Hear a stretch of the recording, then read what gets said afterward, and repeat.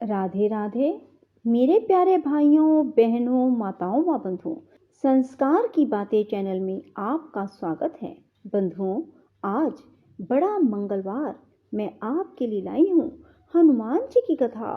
बंधुओं, मंगलवार के दिन हनुमान जी की इस कथा को सुनने मात्र से हनुमान जी आपके सभी कष्टों को शीघ्र अतिशीघ्र हर लेंगे। आपके सभी काम स्वयं ही बनते चले जाएंगे। बंधुओं, यदि आपने हमारे चैनल को अब तक सब्सक्राइब नहीं किया तो जरूर करें और बेल आइकन दबाना ना भूलें, ताकि आपको हमारी आने वाली सभी वीडियोस की जानकारी सबसे पहले हो सके। बंधुओं, वीडियो को पूरी सुने। सुनने के बाद कमेंट बॉक्स में जय हनुमान जरूर लिखें। माता अंजना अपने प्राण प्रिय पुत्र हनुमान जी का लालन पालन बड़े ही मनोयोग पूर्वक करती थी। कपिराज केसरी भी उन्हें अतिशय प्यार करते। जब हनुमान जी प्रसन्नता पूर्वक किलकते तो अंजना और केसरी आनंद मगन हो जाते। हनुमान की बाल क्रीड़ाएं अत्यंत आकर्षक और सुखद तो थी ही, अद्भुत भी थी। एक बार कपिराज केसरी कहीं बाहर गए हुए थे।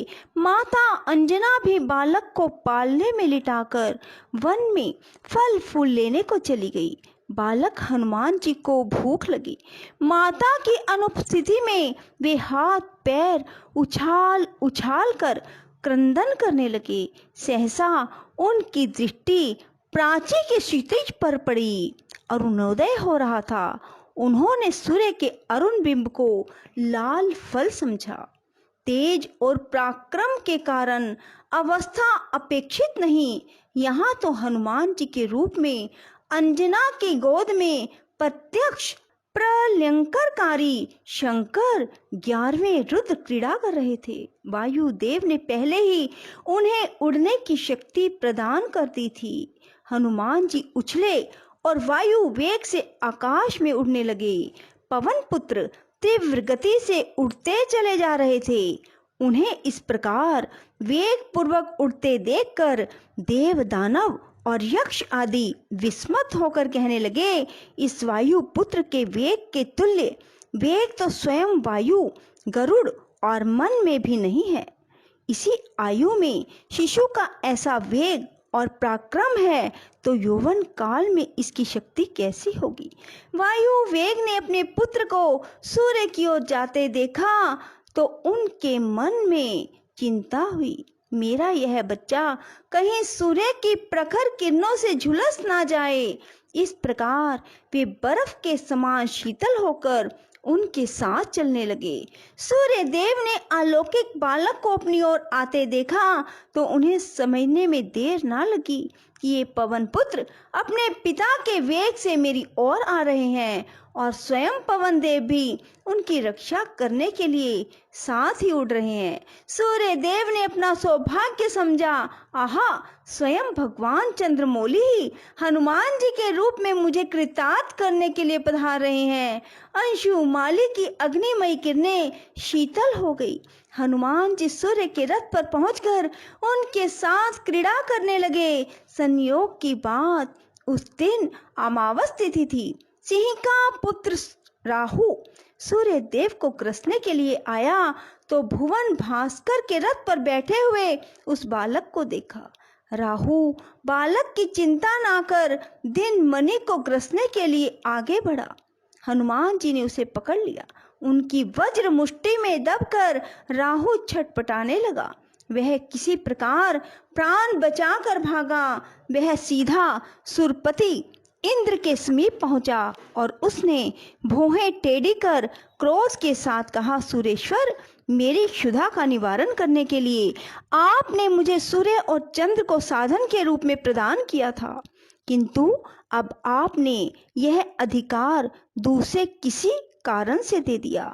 क्रुद्ध सिंह का पुत्र राहु को चकित करके वाणी सुनकर सुरेंद्र उसका मुंह देखने लगे। उसने आगे कहा, आज पर्व के समय मैं सूर्य को ग्रसने के लिए उनके समीप गया ही था कि वहां पहले से उपस्थित दूसरे राहु ने मुझे कसकर पकड़ लिया। किसी प्रकार अपनी जान बचाकर यहाँ आ पाया हूँ। नेत्रों में आंसू भरे क्रुद्ध राहु की वाणी सुनकर वासव चिंतित हो उठे। वे अपने सिंहासन से उठकर खड़े हो गए और ऐरावत पर बैठकर घटनास्थल की ओर चले। राहु उनके आगे आगे चला। शचीपति आश्चर्यचकित हो मन ही मन सोच रहे थे, तिमिरारी के समीप ऐसा कौन पराक्रमी पहुंच गया जिसके भय से सिंहिका के पुत्र को प्राण बचाकर भागना पड़ा।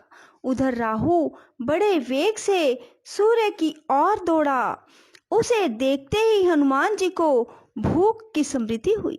वे राहु को सुंदर भक्ष्य समझकर उस पर टूट पड़े। सुरेश्वर बचाइए बचाइए चिल्लाता हुआ राहु इंद्र की ओर भागा। सुरेंद्र राहु की रक्षा के लिए दौड़े। राहु के बच निकलने पर हनुमान जी ने ऐरावत को देखा तो उसे सुंदर सुस्वादु खाद्य समझा। वे ऐरावत पर झपटे। उस समय हनुमान जी का स्वरूप प्रज्वलित अग्नि की भांति प्रकाशित और भयानक प्रतीत हो रहा था। इंद्र डर गए।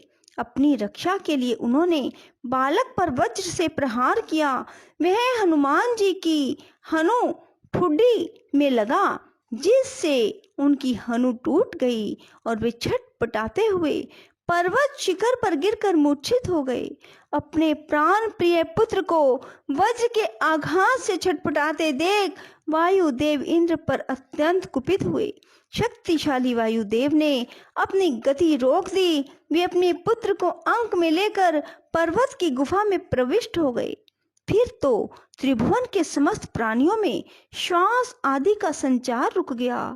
उनके अंग प्रत्यंगों के चोट टूटने लगे और वे सब के सब सूखे काठ की तरह अवसन हो गए। उनके सारे धर्म कर्म रुक गए।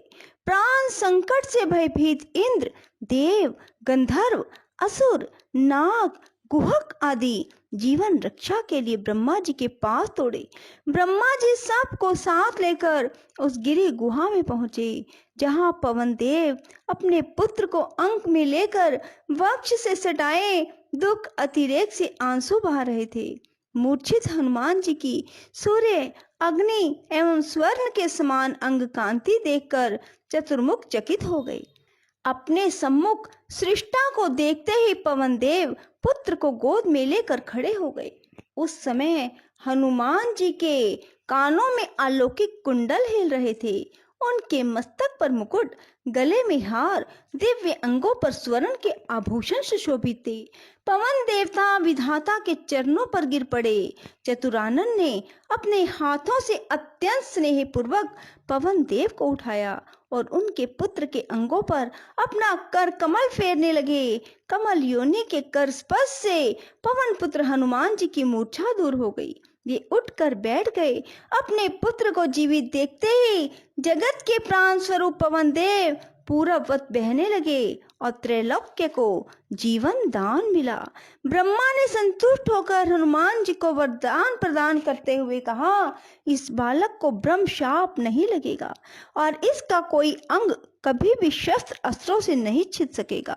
फिर भी उन्होंने सुर समुदाय से कहा, देवताओं, यह असाधारण बालक भविष्य में आप लोगों का बड़ा हित साधन करेगा, अतएव आप लोग इसे वर प्रदान करें।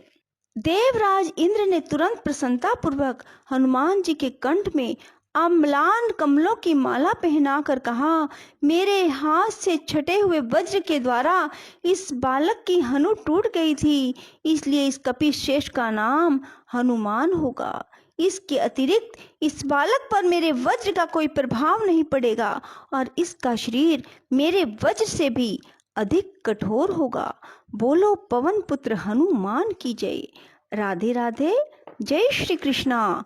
बंधुओं, यदि आपको हमारी वीडियो पसंद आए तो इसे लाइक करें और शेयर भी जरूर करें। धन्यवाद।